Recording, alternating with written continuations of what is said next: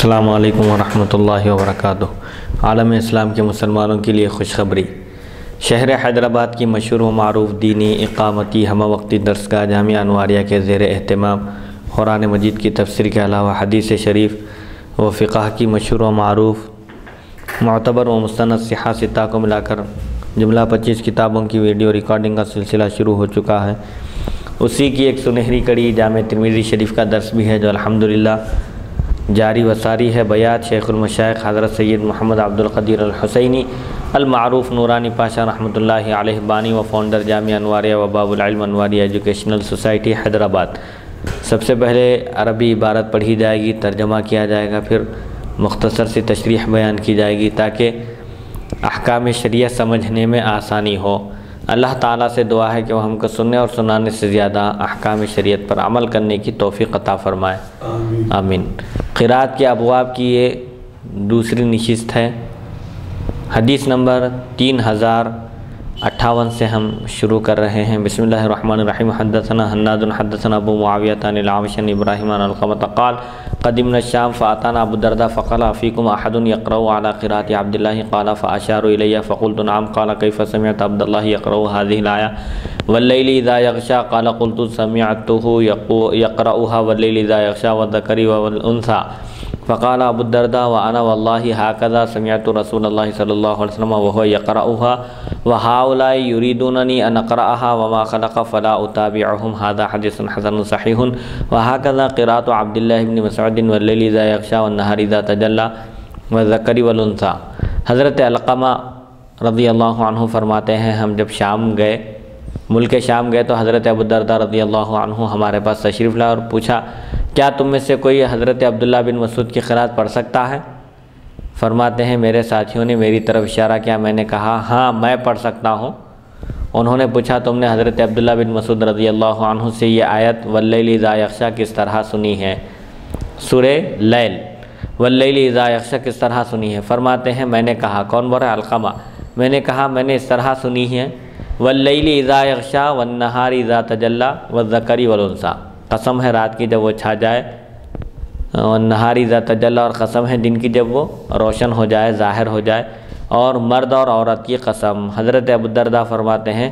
اللہ کی قسم میں نے بھی حضور اکرم صلی اللہ علیہ وسلم سے اسی طرح سنا ہے، اور یہ لوگ مجھ سے وما خلق کا اضافہ کرانا چاہتے ہیں، بس میں ان کی پیروی نہیں کروں گا۔ یہ حدیث حسن صحیح ہے۔ حضرت عبداللہ بن مسعود کی قرات یہی ہے واللیل اذا یغشی والنہار اذا تجلی والذکر والانثی۔ اب جو قرات ہے جو پوری دنیا میں پڑھی جاتی ہے واللیل اذا یغشی والنہار اذا تجلی وما خلق الذکر والانثی، یہ قرات ہے۔ تو بہرحال اختلاف کی جو وجوہات ہیں اس سے پہلے بھی عرض کیا جا چکا ہے کہ عام طور پر احادیث شریفہ میں بظاہر جو اختلاف معلوم ہوتا ہے اس کی وجہ یہ ہوتی ہے کہ ایک حدیث منسوخ ہوتی ہے اور ایک حدیث ناسخ ہوتی ہے، اور کبھی یہ ہوتا ہے کہ کوئی صاحب دوسرے مقام سے حضور اکرم صلی اللہ علیہ وسلم کی خدمت میں پہنچتے ہیں اور جو ارشادات مبارکہ سنتے ہیں، چونکہ ان کا فریضہ ہوتا ہے، ان کی ذمہ داری ہوتی ہے، وہ جس طرح سنے تھے حضور اکرم صلی اللہ علیہ وسلم سے اسی طرح اپنے مقامی لوگوں کو پہنچا دیتے ہیں، سنا دیتے ہیں، لیکن بعد میں پھر وہ حکم بدلا یا نہیں ان کو اطلاع نہیں ہوتی، اس وجہ سے بھی اختلاف ہوتا تھا۔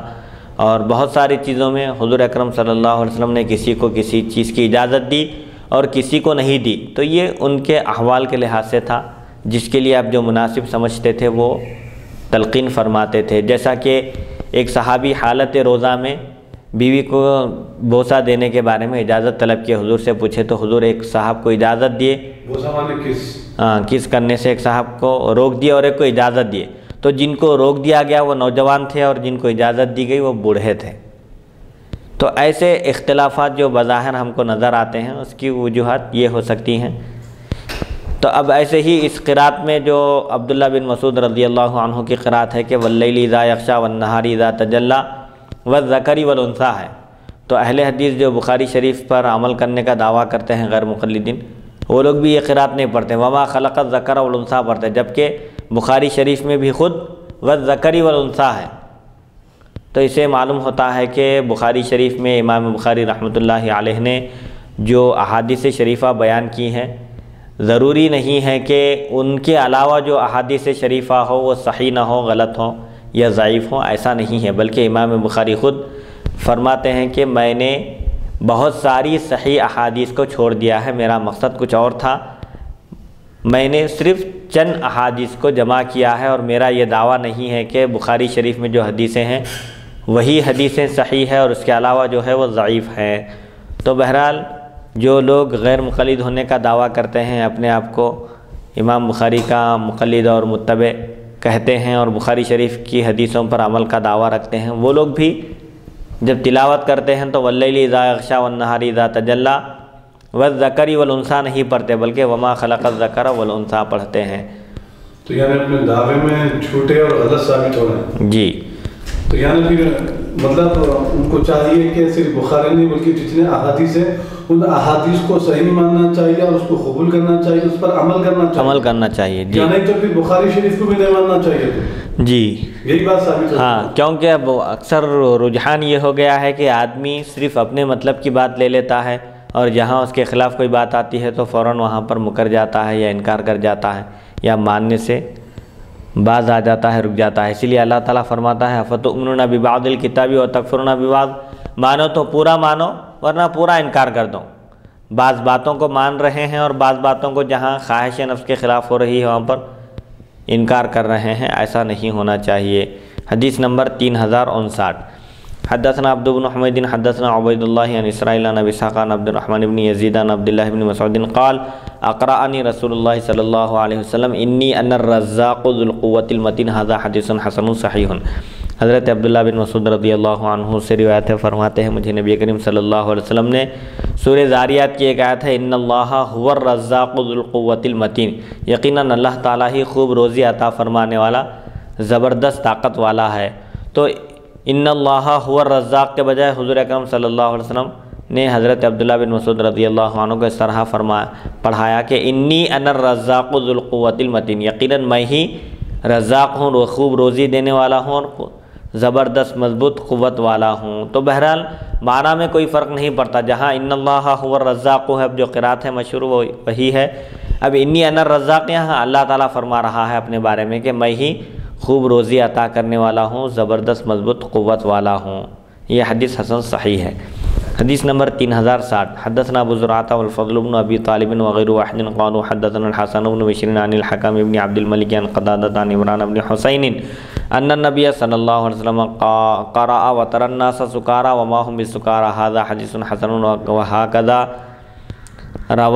روى الحكم بن عبد الملك عن قتادة ولا نعرف لقتادة سماعا من احد من اصحاب النبي صلی اللہ علیہ وسلم الا من انس وابي الطفيل وهذا عندي مختصر انما يروى عن قتادة عن الحسن عن عمران بن حسین قال كنا مع النبي صلی اللہ علیہ وسلم في سفر فقرأ يا أيها الناس اتقوا ربكم الحديث بطوله وحديث الحكم بن عبد الملك عندي مختصر من هذا الحديث۔ حضرت عمران بن حسین رضی اللہ عنہ سے روایت رسول اکرم صلی اللہ علیہ وسلم نے پڑھا وَتَرَى النَّاسَ سُكَارَى وَمَا هُمْ بِسُكَارَى، یہ حدیث حسن ہے۔ سورہ حج میں اللہ تعالیٰ فرماتا ہے کہ جب قیامت قائم ہوگی، اے لوگو تم اپنے رب سے ڈرو، یقیناً قیامت کا زلزلہ ایک بہت بڑی چیز ہے۔ یا ایھا الناس اتقوا ربکم ان زلزلۃ الساعۃ شیء عظیم یوم ترونها تذهل كل مرضعۃ عما ارضعت وتضع كل ذات حمل حملها وترى الناس سکارى وما هم بسکارى، اور آپ لوگوں کو دیکھیں گے حالت نشہ میں، حالانکہ وہ حالت نشے میں نہیں ہے۔ یعنی قیامت کی ہولناکی اور قیامت کے خطرناک ڈراؤنی مناظر کی وجہ سے اور اس کی سختیوں کی وجہ سے ایسا محسوس ہوگا کہ لوگوں کی عقل معاف ہو چکی ہے، کچھ سجھائی نہیں دے رہا ہے، کچھ سمجھ میں نہیں آ رہا ہے ان کی۔ نشے میں جس طرح آدمی ڈلتا ہے اور ثابت قدم نہیں رہتا، ایسے محسوس ہوں گے لوگ، حالانکہ وہ نشے میں نہیں ہیں، نشے میں نہیں ہوتے۔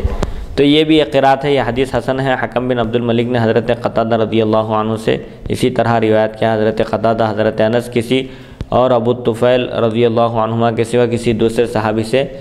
سماع حاصل نہیں۔ میرے نزدیک یہ مختصر ہے۔ بواسطہ قتادہ اور حسن حضرت عمران بن حسین رضی اللہ عنہ سے مروی ہے، فرماتے ہیں ہم ایک سفر میں نبی کریم صلی اللہ علیہ وسلم کے ساتھ تھے، آپ نے پڑھا یا ایھا الناس اتقوا ربکم، طویل حدیث ہے، حکم بن عبد الملک کی حدیث میرے نزدیک اس حدیث سے مختصر ہے۔ بہرحال مختلف صورتوں میں جو مختلف قراتیں ہیں، حضور اکرم صلی اللہ علیہ وسلم کا جو طریقہ رہا تھا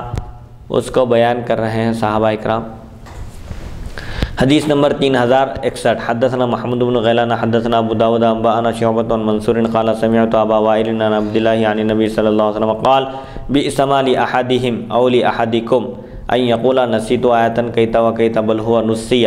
فاستذكروا القرآن فوالذي نفسي بيده له اشد تفصيا من صدور الرجال من النعام من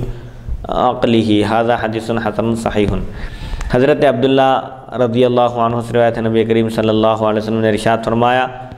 ان میں سے یا فرمایا تم میں سے کسی ایک کے لیے یہ کہنا کیا ہی برا ہے کہ میں فلاں فلاں آیت بھول گیا، بلکہ یہ کہنا چاہیے کہ مجھے وہ آیت بھلا دی گئی۔ قرآن یاد کرنے کے بعد بھولنا یہ بہت بڑا گناہ ہے، اور اگر کوئی بھول بھی جائے کوئی آیت تو یہ نہ کہے کہ میں بھول گیا، بلکہ مجھ سے بھلا دی گئی۔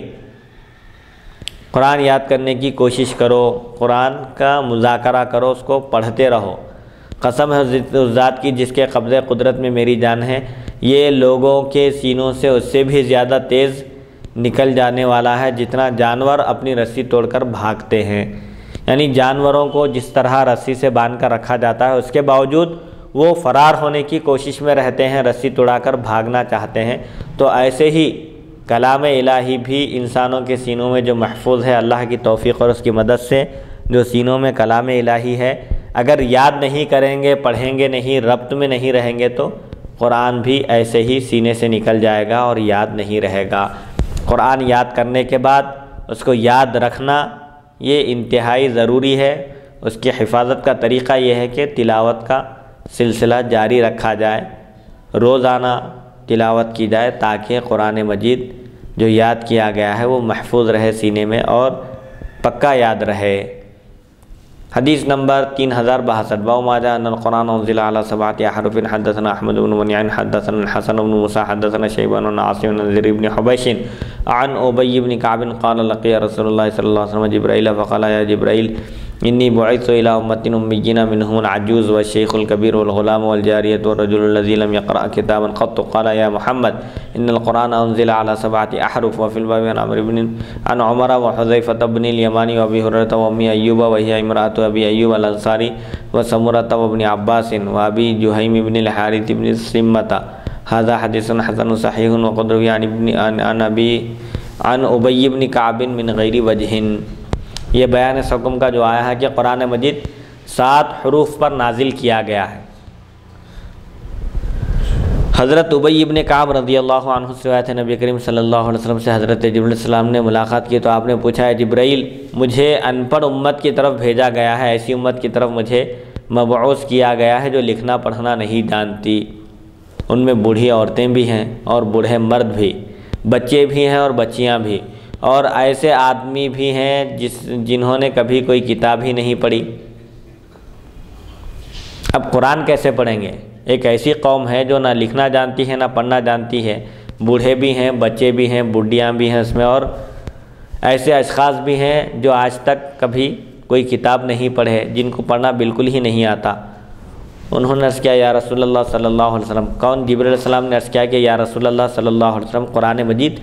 7 قرأتوں پر نازل ہوا ہے، جس کو جیسی سہولت ہو وہ اس طرح پڑھ سکتا ہے۔ اب یہ 7 حروف سے کیا مراد ہے؟ محدثین کرام تشریح کرتے ہوئے فرماتے ہیں کہ 7 حروف سے مراد 7 قبیلے ہیں، 7 قبیلوں کی زبان میں نازل کیا گیا قرآن، جس کو جیسی سہولت ہو جس قبیلے میں اس کو اس سہولت کے ساتھ تلاوت کرنے کی اجازت ہے۔ بعض لوگوں نے کہا کہ 7 حروف سے مراد کہیں ماضی ہے، کہیں مضارع ہے، کہیں غائب کا صیغہ ہے، کہیں حاضر کا صیغہ ہے، کہیں الفاظ بدلے ہوئے ہیں لیکن معنی دونوں کے ایک ہی ہے۔ جیسے قرآن میں ایک جگہ عزیر علیہ السلام کے واقعے میں اللہ تعالیٰ فرماتا ہے کہ ننشزھا کا لفظ ہے، اس کو ننشرھا بھی پڑھا گیا ہے، کیونکہ پہلے نقطے نہیں ہوتے تھے، قرآن مجید کی جو کتابت ہوتی تھی حجاج بن یوسف کے دور تک نقطوں کا رواج نہیں تھا، اس کے بعد اس نے نقطے لگانے کا اہتمام کیا، کیونکہ عجمی لوگ بھی جوق در جوق اسلام میں داخل ہو رہے تھے، ان کی سہولت کے لیے عربی زبان کے قواعد بھی مدون کیے گئے۔ حضرت علی رضی اللہ عنہ کے حکم مبارک پر آپ کے ایک شاگرد ابو الاسود دولی نے نحو اور صرف کے قواعد، بنیادی قواعد مرتب کیے۔ تو بہرحال ننشزھا اور ننشرھا میں معنی کے اعتبار سے کوئی فرق نہیں ہے۔ ایسے ہی ایک قرات ہے حتی اذا رکبا فی السفینۃ خرقھا قال اخرقتھا لتغرق اہلھا۔ موسیٰ علیہ السلام فرماتے ہیں خضر علیہ السلام سے کہ آپ نے یہ کشتی اس لیے پھاڑ دی تاکہ کشتی والوں کو آپ غرق کر دیں، اور ایک قرات ہے لیغرق اہلھا، آپ نے کشتی اس لیے پھاڑ دی تاکہ کشتی والے غرق ہو جائیں۔ معنی اور مفہوم میں کوئی تبدیلی نہیں ہے، صرف یہ الفاظ کو بدلنے کا ایک وہ ہے سمجھے طریقہ، مختلف قراتیں ہیں۔ تو جبرائیل علیہ السلام نے عرض کیا کہ آپ کی امت کے لیے کوئی مشکل نہیں ہے، ہر شخص آسانی سے قرآن کی تلاوت کر سکتا ہے، کیونکہ یہ 7 قراتوں پر نازل کیا گیا ہے اور ہر ایک قرات درست ہے، معنی اور مفہوم کے اعتبار سے کسی میں کوئی تبدیلی نہیں ہے۔ اس باب میں حضرت عمر، حذیفہ بن یمان، ابو ہریرہ، ام ایوب، حضرت ابو ایوب انصاری رضی اللہ عنہ کی زوجہ سمرہ ابن عباس اور ابو جہم بن حارث بن سمہ رضی اللہ عنہ سے بھی روایت منقول ہیں۔ یہ حدیث حسن صحیح ہے اور حضرت ابی بن کعب رضی اللہ عنہ سے دوسری سندوں سے بھی مروی ہے۔ حدیث نمبر 3063۔ حدثنا الحسن بن علی الخلال وغیر واحد قالوا حدثنا عبد الرزاق اخبرنا معمر عن الزہری عن عروۃ بن زبیر عن المسور بن مخرمۃ وعبد الرحمن بن عبد القاری اخبراہ انہما سمعا عمر بن الخطاب یقول مررت بہشام بن حکیم بن حزام وهو يقرأ سورة الفرقان في حیاة رسول اللہ صلی اللہ علیہ وسلم فاستمعت قراءته فإذا هو يقرأ على حروف كثيرة لم يقرئنيها رسول اللہ صلی اللہ علیہ وسلم فكدت أساوره في الصلاة فنظرته حتى سلم فلما لببته بردائه فقلت من اقرأك هذه السورة التي سمعتك تقرأها فقال اقرأنيها رسول الله صلى الله عليه وسلم قلت له كذبت والله إن رسول الله صلى الله عليه وسلم له أقرأ في هذه السورة التي تقرأها فانطلقت أقوده إلى رسول الله صلى الله عليه وسلم فقلت يا رسول الله إني سمعت هذا يقرأ سورة الفرقان على حروف لم تقرئنيها وأنت أقرأتني سورة الفرقان فقال النبي صلى الله عليه وسلم أرسله يا عمر اقرأ يا هشام فقرأ عليه القراءة التي سمعت فقال النبي صلى الله عليه وسلم هكذا أنزلت ثم قال لي النبي صلى الله عليه وسلم اقرأ يا عمر فقرأت القراءة التي أقرأني النبي صلى الله عليه وسلم فقال النبي صلى الله عليه وسلم هكذا أنزلت ثم قال النبي صلى الله عليه وسلم إن هذه القرآن أنزل على 7 أحرف فاقرأوا ما تيسر منه۔ هذا حديث صحيح حسن وقد رواه مالك عن أنس عن الزهري بهذا الاسناد نحوه الا انه لم يذكر فيه المسور بن مخرمة۔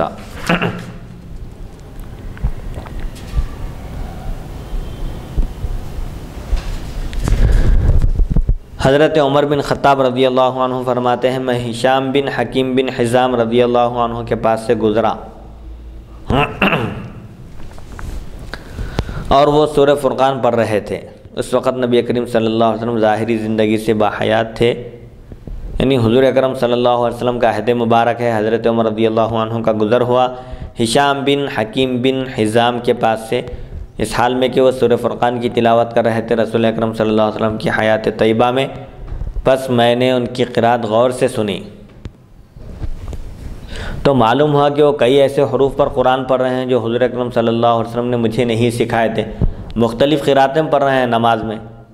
ایک ہی آیت ہے اس کو مختلف انداز سے جو قراتیں ہیں اس کے ساتھ پڑھ رہے ہیں۔ میں غور سے سنا تو دیکھا کہ انہوں اس طرح قرات کر رہے ہیں۔ قریب تھا کہ میں نماز ہی میں ان سے لڑ پڑتا، یعنی مجھ سے صبر نہیں ہو سکا، میں برداشت نہیں کر سکا کہ مختلف قراتیں پڑھ رہے ہیں، حالانکہ حضور اکرم صلی اللہ علیہ وسلم نے سورہ فرقان مجھے بھی پڑھایا ہے لیکن آپ نے ایسا نہیں پڑھایا، تو ہو سکتا ہے کہ یہ غلط پڑھ رہے ہیں یا اپنی طرف سے کچھ گڑبڑ کر رہے ہیں، اور مجھ سے برداشت نہیں ہو سکا۔ قریب تھا کہ میں نماز کی حالت میں ہی ان کو پکڑ لیتا، لیکن میں صبر کیا، سلام پھیرنے تک انتظار کیا میں ان کا، لیکن میں سلام پھیرنے کا انتظار کرتا رہا۔ جب انہوں نے سلام پھیرا تو میں ان کی گردن کے پاس سے چادر پکڑ کر کھینچی اور پوچھا بتاؤ تمہیں یہ صورت کس نے سکھائی ہے؟ پکڑ کے ان کو باہر لائے وہاں سے، مسجد میں سے لا کے ان سے پوچھے کہ تمہیں یہ صورت کس نے سکھائی ہے؟ یہ قرات جو کر رہے تھے نماز میں یہ کس کی سکھائی ہوئی ہے جو ابھی ابھی میں نے تم سے سنی ہے؟ ایک الگ ہی انداز سے آپ پڑھ رہے تھے قرآن۔ انہوں نے کہا حضور اکرم صلی اللہ علیہ وسلم نے مجھے سورہ فرقان کی تلاوت سکھائی ہے۔ میں نے کہا تم جھوٹ بولتے ہو، ایسا نہیں ہو سکتا، کیونکہ حضور مجھے بھی پڑھائے ہیں سورہ فرقان لیکن ایسا نہیں پڑھائے، تو اس کا مطلب یہ ہوا کہ تم جھوٹے ہیں۔ تو اللہ کی قسم مجھے بھی نبی کریم صلی اللہ علیہ وسلم نے یہ سورت سکھائی ہے، سورہ فرقان، چنانچہ میں انہی نبی کریم صلی اللہ علیہ وسلم کی خدمت میں لے کر حاضر ہوا اور عرض کیا، بولے کہ بھائی حضور مجھ کو جو پڑھائے تھے وہ ایک الگ طریقے کی ہے، اور انہوں جو پڑھ رہے ہیں الگ الگ طریقوں سے ہی پڑھ رہے ہیں، جھوٹ بول رہے ہوں گے، بلکہ اب ان کو پکڑ کے لے کے حضور کی خدمت میں پہنچے اور عرض کیا، یا رسول اللہ صلی اللہ علیہ وسلم، میں نے ان کو یہ سورہ فرقان کئی ایسے حروف پر پڑھتے سنا ہے، مختلف قراتوں پر، جو آپ نے مجھے نہیں سکھائے۔ ایک آیت ہے سمجھے، کبھی پڑھے حتیٰ اذا رکبا فی السفینۃ خرقھا قال اخرقتھا لتغرق اہلھا، کبھی لیغرق اہلھا، اور کبھی کچھ مختلف قراتیں سمجھے، دو دو تین تین قرات جو ہوتی ہے، وَنُنَزِّلُ مِنَ الْقُرْآنِ ہے، وَنُنزِلُ مِنَ الْقُرْآنِ بھی ہے قرات میں، اور کہیں واحد کا لفظ آیا ہے تو اس کو جمع پڑھتے ہیں بعض قراء، جیسے القوہ فی غیابۃ الجب، یوسف علیہ السلام کے بھائی بولے کہ ان کو قتل کرنے کے بجائے گہرے کنویں میں ڈال دو، بولے فی غیابۃ الجب ہے قرات میں، ایک قرات میں فی غیابات الجب، کنویں کی تاریکیوں میں گہرائیوں میں ڈال دو، معنی اور مفہوم کے لحاظ سے کوئی فرق نہیں ہے۔ فَأَكَلَهُ الذِّئْبُ، حمزہ ہے نا، کبھی تسہیل حمزہ کر کے اس کو بالکل آسان کر کے پڑھنے کے لیے فَأَكَلَهُ الذِّئْبُ پڑھتے کھینچ کے، حمزہ ذِئْبُ پڑھنے میں تھوڑا سا جو دشواری معلوم ہو رہی ہے، بعض قراء کیا کرتے اس کو ختم کر دیتے، اس کو تسہیل حمزہ کے ساتھ پڑھتے۔ انذرتہم ہے، اس میں بھی کئی قراتیں ہیں، انذرتہم، انذرتہم ایک ہے، ایک انذرتہم ہے، تو ایسی مختلف قراتیں ہیں، لیکن ان قراتوں کی وجہ سے معنی میں کوئی فرق نہیں آتا۔ یہ قراتیں صرف قرات 17 جلسوں میں، ایسے مختلف مجلسوں میں، وہ بھی اس میں پہلے اعلان کر دے کہ اس کے بعد پڑھنا ہے، تاکہ لوگ فتنے میں نہ پڑھیں۔ کسی کو ایک سورہ یاد ہے، آپ وہاں ایک الگ طریقے سے پڑھ رہے ہیں، تو لوگوں کو میں جہاں فتنہ پیدا ہونے کا اندیشہ ہو، ایسی قراتیں نہیں پڑھنا چاہیے۔ نماز میں تو قطعاً اجازت ہی نہیں ہے۔ نماز میں ہمارے پاس جو آج قرآن کا جو نسخہ ہے، جس انداز میں تلاوت ہوتی ہے، اسی لحاظ سے تلاوت کرنا چاہیے۔ دو اب مشہور ہے تلاوت، بس ایک امام حفص کی روایت سے اور ایک امام شعبہ کی روایت سے، تو اب یہاں ہندوستان میں ہم جو پڑھتے ہیں، یہ امام حفص کی روایت سے تلاوت کی جاتی ہے۔ اب اس میں عربی زبان میں چونکہ وسعت اور گنجائش ہونے کی وجہ سے ایک ہی لفظ ہوتا ہے، صرف زیر زبر کا فرق ہوتا ہے، لیکن معنی میں کوئی تبدیلی نہیں آتی۔ حفص جہاں بھی رضوان پڑھتے ہیں را کے کسرے کے ساتھ، وہاں پر شعبہ رضوان پڑھتے ہیں را کے ضمے کے ساتھ، اور جہاں بیوت پڑھتے ہیں حفص کی قرات والے، وہ لوگ بیوت پڑھتے ہیں، معنی میں کچھ بھی فرق نہیں پڑتا۔ نسقیکم ہے ایک قرات میں، یہ حفص کی قرات ہے، اور شعبہ کی قرات میں ہے نسقیکم، لیکن دونوں کے معنی وہی ہے، پلانا، سیراب کرنا، معنی میں کوئی تبدیلی نہیں ہے۔ تو اب یہاں پر ان کو پیش کرے حضور کی خدمت میں اور عرض کیے کہ الگ الگ ہی قراتوں کے ساتھ پڑھ رہے ہیں، حالانکہ آپ ہی نے مجھے سورہ فرقان پڑھائی ہے۔ سورہ فرقان کی تلاوت کرانے والے، سورہ فرقان سکھانے والے معلم ایک ہیں، لیکن متعلم الگ الگ پڑھ رہے ہیں، دو شاگردوں کے پڑھنے کا انداز الگ ہے۔ تو رسول اکرم صلی اللہ علیہ وسلم نے فرمایا، اے عمر انہیں چھوڑ دو، پکڑے ہوئے تھے ان کو ویسے ہی پکڑ کے لائے تھے جیسے، تو حضور فرمایا کہ انہیں چھوڑ دو، اور اے ہشام تم پڑھو، اب پڑھو کیا پڑھ رہے تھے تم نماز میں وہاں پر؟ تو انہوں نے وہی قرات پڑھی جو میں نے سنی تھی نماز میں، جو قرات کیے تھے انہوں نے تلاوت کیے تھے قرآن کی، ہشام بن حکیم بن حزام حضور اکرم صلی اللہ علیہ وسلم کے سامنے بھی ویسے ہی تلاوت کیے۔ تو نبی کریم صلی اللہ علیہ وسلم نے ارشاد فرمایا، یہ اسی طرح نازل ہوئی ہے، یہ جس طرح پڑھ رہے ہیں اسی طرح نازل ہوئی ہے، اس میں کوئی اختلاف نہیں ہے، یہ بھی ایک قرات ہے۔ پھر حضور اکرم صلی اللہ علیہ وسلم نے مجھ سے فرمایا، اے عمر اب تم پڑھو، تو میں نے وہ قرات پڑھی جو حضور اکرم صلی اللہ علیہ وسلم نے مجھے سکھائی تھی، پڑھائی تھی۔ تو حضور اکرم صلی اللہ علیہ وسلم فرمایا، یہ اسی طرح نازل ہوئی ہے۔ قرآن مجید 7 قراتوں پر نازل ہوا ہے، حسب سہولت، جس قبیلے کو اس وقت جیسی سہولت تھی وہ لوگ پڑھ لیا کرتے تھے، لیکن معنی اور مفہوم میں کوئی فرق اس سے نہیں پڑتا تھا۔ اب یہ چیز کو مفتی صاحب جی حضور اکرم صلی اللہ علیہ وسلم کے آپ کی ظاہری حیات مبارکہ میں جب یہ صحابہ میں اختلاف ہوا اور حضرت عمر فاروق رضی اللہ عنہ ان کی چادر، یعنی وہ صحابی رسول کا کالر پکڑ کے جی حبیب مکرم صلی اللہ علیہ وسلم کی بارگاہ میں پیش کیے، جی تو یہ جیسا کہ حضرت عثمان غنی رضی اللہ عنہ یہ فتنے کو دیکھتے ہوئے پورے لوگوں کو ایک ہی قرات پر جمع کیے، جی پھر حبیب مکرم صلی اللہ علیہ وسلم کے ظاہری حیات مبارکہ میں جب یہ واقعہ پیش آیا تو پھر حبیب مکرم صلی اللہ علیہ وسلم فرما سکتے تھے اسی وقت آپ تمام کو جو ہے ایک ہی خلاف پر جو ہے جمع کر سکتے تھے. تو اس زمانے میں حبیب مکرم صلی اللہ علیہ وسلم ایسا نہیں کیے, تو اس میں حکمت کیا ہو سکتی ہے؟ پھر عثمان غنی رضی اللہ عنہ ایسا کیے, پھر اس میں کیا حکمت ہے؟ جبکہ یہ اختلاف حضور اکرم صلی اللہ علیہ وسلم کی ظاہری حیات مبارکہ میں ہوا, اور یہ واقعہ حضور کی بارگاہ میں پیش کیا گیا, اور حضور فرمائے کہ اے امت آپ بھی صحیح تلاوت کر رہے ہو, اور یہ صحابہ رسول سے بھی میرے آقا نے ارشاد فرمایا کہ تم بھی جو ہے صحیح تلاوت کر رہے ہو. تو یہ جو حضور صلی اللہ علیہ وسلم جو اختلاف دیکھیں, پھر آپ جو ہے دامن پکڑے ہوئے ہیں صحابہ رسول کا, حضور کی بارگاہ میں چھوڑے ہوئے نہیں ہیں, جبکہ حضور ہم میں تشریف فرما ہے, حضور وہاں پر تشریف رکھتے ہیں, اور آپ ویسے ہی چادر پکڑے ہوئے ہیں. سنانے کے بعد جب حضور فرمائے چھوڑ دو, تب آپ نے چھوڑا. جی نہیں, سنانے سے پہلے ہی چھوڑنے کا حکم دیے, جی خدمت میں حاضر کرنے تک پکڑے ہوئے تھے ان کو. تو یہ چیز کو حضور اکرم صلی اللہ علیہ وسلم محسوس کر لیے تھے نا, مطلب پھر اور پہلی بات تو یہ ہے کہ حضور اکرم صلی اللہ علیہ وسلم کے وصال باکمال تک قرآن مجید کا نزول ہوتا رہا, لیکن جیسے ہی حضور پاک علیہ السلام کا وصال باکمال ہوا, وحی کا سلسلہ منقطع ہو گیا, قرآن مجید کی تنزیل قرآن مجید بھی مکمل ہو گئی. اب صحابہ کے دور میں ایسا کوئی امکان نہیں تھا کہ وحی نازل ہو یا پھر کوئی احکام آئے, ایسا نہیں تھا, دین مکمل ہو گیا تھا. تو حضور اکرم صلی اللہ علیہ وسلم نے صحابہ کرام کو جو مختلف قراتیں سکھائی ہے, معنی اور مفہوم میں کوئی فرق نہیں آتا. اس وقت اتنا شدید اختلاف نہیں ہوا تھا, اور وہاں اگر کوئی اختلاف ہوتا بھی تو وہاں اختلاف کو دور کرنے کی صلاحیت, قابلیت, اور حضور اکرم صلی اللہ علیہ وسلم شارع ہونے کی حیثیت سے قانون داں اور قانون ساز, قانون بنانے کا بھی اللہ نے آپ کو اختیار دیا تھا. اس حیثیت سے آپ کا مکمل کنٹرول تھا صحابہ پر. اگر آپ فرما دیے کہ یہ درست ہے بس وہ درست ہے, اگر فرما دیے کہ یہ غلط ہے غلط ہے. لیکن صحابہ کا معیار ایسا نہیں تھا. اللہ نے صحابہ کو یہ اختیار نہیں دیا تھا کہ صحابہ اگر یہ فرما دیں کہ بھئی یہ حلال ہے تو حلال, یہ حرام ہے حرام, ایسا نہیں. تو صحابہ کے دور میں حضرت عثمان غنی رضی اللہ عنہ کے زمانے میں آپ نے دیکھا کہ اجمی لوگ بھی مسلمان ہو رہے ہیں, اسلام میں داخل ہو رہے ہیں. اب مختلف قراتوں کو دیکھیں گے تو تشویش میں پڑ جائیں گے. عرب جو فطری طور پر عربی زبان سے واقف ہے, عربی زبان کی نزاکتوں سے واقف ہے, فصاحت اور بلاغت کو اچھی طرح سمجھتے ہیں, ان کی فطرت میں داخل ہے وہ, تو ان لوگوں میں کوئی ایسا مسئلہ نہیں ہو سکتا. لیکن آگے چل کر بعد میں جب یہ کلام پہنچے گا اور یہ مختلف قراتیں پہنچیں گی لوگوں کے درمیان, تو عوام فتنے میں پڑ جائیں گے اور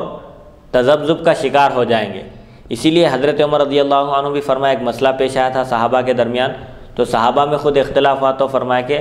اب جب تمہارے درمیان اختلاف ہے تو تمہارے بعد والوں میں تو اور زبردست اختلاف ہوں گا, اسی لیے اس کا فائنل فیصلہ کر دو. ایسے ہی تالیف قلب کے لیے زکوٰۃ دینے کی اسلام میں شروع میں اجازت دی گئی تھی. قرآن کی آیت میں ہے کہ زکوٰۃ کے مستحق کون ہیں؟ جو ابھی ابھی مسلمان ہوئے ہیں, کمزور ہیں, تو ان کو دین پر ثابت قدم رکھنے کے لیے, تالیف قلب کے لیے ان کو زکوٰۃ دی جا سکتی ہے. لیکن یہ حکم صحابہ کے زمانے میں منسوخ کر دیا گیا کہ بھئی یہ اس وقت کی بات ہے جب اسلام کمزور تھا. آج اسلام طاقتور ہو چکا ہے, اس کو کسی کی ضرورت نہیں ہے. قبول کرنا ہے اسلام, خوش دلی سے قبول کرو, اللہ کے واسطے قبول کرو, پیسوں کے واسطے یا دنیا کے واسطے مت آؤ اسلام میں. بلکہ حضرت عمر فرمائے, تو یہ بھی حضور کے عہد مبارک کے بعد کیے. تو جس زمانے میں جیسی مصلحت پیش آتی تھی, حکمت کا تقاضا جو ہوتا تھا, حضور اکرم صلی اللہ علیہ وسلم نے اپنے صحابہ کو یہ مزاج عطا فرما دیا تھا کہ شرعی احکام جو ہوتے ہیں, اصول اور قواعد, اس میں کبھی تبدیلی نہیں ہو سکتی. نمازیں 5 وقتہ فرض ہیں, 5 نمازوں کے اوپر کسی اور نماز کا اضافہ نہیں ہو سکتا. 30 پارے ہیں قرآن کے, بس 30 پارے ہی رہیں گے, اس میں ایک حرف کا نہ اضافہ ہوگا نہ کمی ہوگی. لیکن احکام البتہ زمانے کے لحاظ سے, تقاضوں کے لحاظ سے ایک جو حکم تھا وہ حکم بدلے گا, لیکن اصل قاعدہ اس کا اپنی جگہ رہے گا. اسی قاعدے کی روشنی میں صحابہ کرام کو حضور اکرم صلی اللہ علیہ وسلم نے بھی اجتہاد کرنے کی اجازت دی تھی. جیسا کہ ایک صحابی پر غسل واجب ہو گیا تھا سفر کے دوران, سردی کا موسم تھا, فجر کی نماز میں اٹھے اور تیمم کر کے نماز پڑھا دی. وہ مسئلہ حضور کی خدمت میں بارگاہ میں پیش کیا گیا کہ ایک صحابی فلاں صاحب پر غسل واجب ہو گیا تھا, غسل جنابت. بہرحال غسل واجب ہونے کے باوجود وہ صرف تیمم کر کے, غسل کا تیمم کر کے انہوں نے نہ صرف اپنی نماز پڑھی بلکہ پورے لوگوں کی ذمہ داری لے کر نماز پڑھائی. ان سے پوچھے حضور ایسا کیوں کیے تم؟ تو انہوں نے بولے کہ اللہ تعالیٰ قرآن میں فرماتا ہے وَلَا تَقْتُلُوا أَنفُسَكُمْ إِنَّ اللَّهَ كَانَ بِكُمْ رَحِيمًا، یعنی تم اپنے آپ کو قتل مت کرو، انتہائی سخت سردی ہے، اگر میں پانی نہاتا غسل کرتا تو مجھے ہلاک ہونے کا اندیشہ تھا، ختم ہو جانے کا اندیشہ تھا، اور اللہ تعالیٰ خود اجازت دے رہا ہے کہ تم اپنے آپ کو قتل مت کرو۔ میں اس آیت سے استدلال کر کے میں تیمم کر لیا، تو حضور یہ نہیں فرمایا کہ سب اپنی نماز لوٹاؤ، تمہارا غسل بھی نہیں ہوا، نماز بھی نہیں فرمایا، بلکہ حضور فرمائے ٹھیک ہے تمہارا استدلال درست ہے، اجتہاد۔ تو صحابہ حضور کی موجودگی میں بھی اجتہاد کرتے تھے، استدلال کرتے تھے، نظائر تلاش کر کے پھر تصویب بھی کر لیتے تھے۔